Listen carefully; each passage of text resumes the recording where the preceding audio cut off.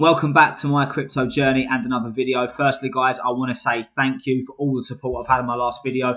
I've only been doing this 2 days, and to receive almost 500 views on both my videos, it's an amazing feeling. So thank you so much. Thank you for the likes, the comments and subscribes, and please continue to do so. If you have any questions, please pop them down below and I'll do my absolute best to get back to you as soon as I can.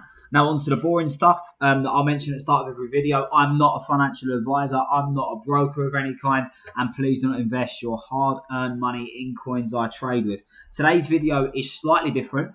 I've decided that after a month of trading cryptocurrency, I will document the do's and don'ts of the crypto world and investing in altcoins after a month of trading. So I'm going to pause on the episodes of new coins I invest with, and I'll return to that either later today or tomorrow. But right now, at 1 in the afternoon on the 8th, I'm going to document a month into my crypto journey and what to do and what to avoid.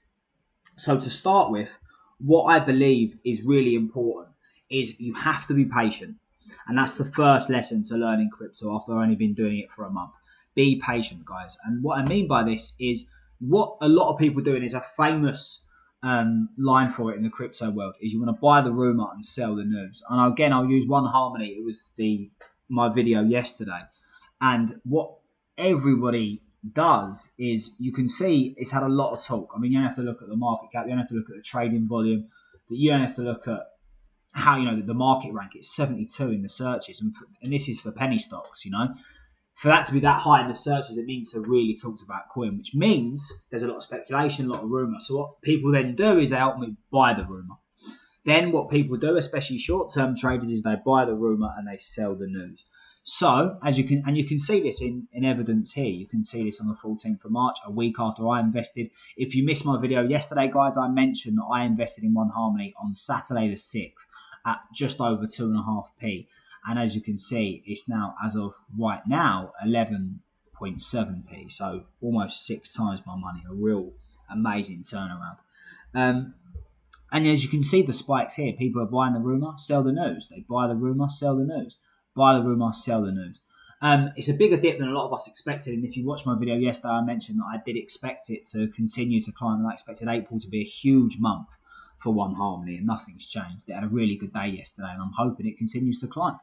The second lesson to learn is you don't need hundreds and thousands to invest. I've had friends that have turned 50 quid into hundreds of pounds. I've had friends that have turned a few grand into almost 10 grand. And I've had friends that have lumped 20, 30, 40 grand and have really turned around huge money. So you're not limited to how much you earn, guys. And please don't stretch yourself. That's another important point as well. A point alongside the second one, which is, don't stretch yourself. If you can't afford to trade, don't trade. Save money. Only pay in what you can afford to. Don't spend rent money. Don't spend car payments. Don't spend insurance payments. Only afford what you can. Because what you don't want to do is invest in a really good long-term project. Again, I'll use one as an example.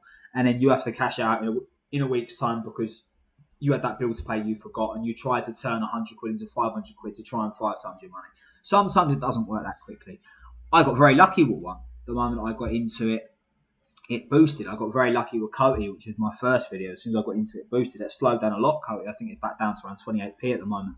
But I have still got long-term, really ambitious goals for both COTI and One. So I am no interested in selling. And I mentioned this in my first 2 videos. My long-term gains, I will not touch a share until it reaches a price point I want.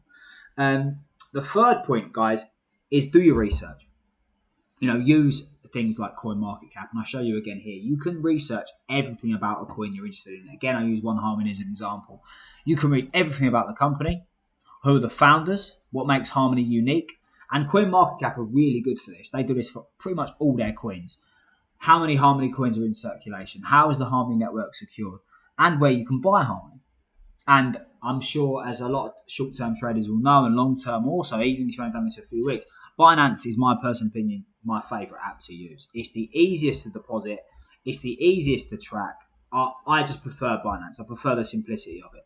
And I do feel that Binance is one of the bigger apps in circulation for crypto trading. And I do think that's where the big coins are. So I think if a coin goes to Binance, that's a big indication that a coin can do very well. Oneharmony was on there at 2p, which I thought is rare for Binance because they don't have many coins that trade at low penny stocks. Only a few that you can count with, and if they do, chances are they boom. I've got a few videos coming up of a few coins that were at below 1p that I invested in, and now they've gone above a penny and they've broke that threshold. And I think Binance is a huge part of that. So you can see all the markets that where you can buy Harmony at. Also, you can use websites like TradingView where you can get long-term and short-term projections. You can get news on whether to buy or sell, whether the right time is. This is mainly for short-term though. So please do your research. Another thing that also you can look at roadmaps for these companies. Again, I use one, which is, their 2021 on cross-change finance, their adaptation, the interoperability, the decentralization, all their plans, and this is their progress of their 200. Told you I leave everything raw. 2021 milestones, and you can learn about their ecosystem growth in 2020.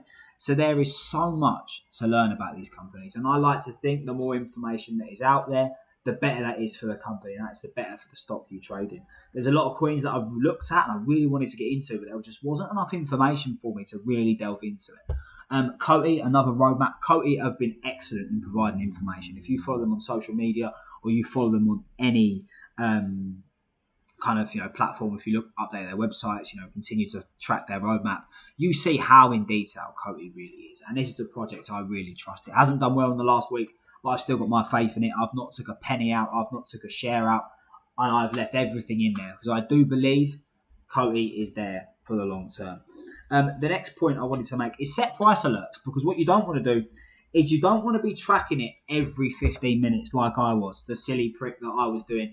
I can be honest now, I got a bit addicted. You're doing it, you're making money, it's a few days, few weeks in, and I just could not get myself off Binance. I could not get myself off other apps I trade with, Bitmax, KuCoin, and others as well.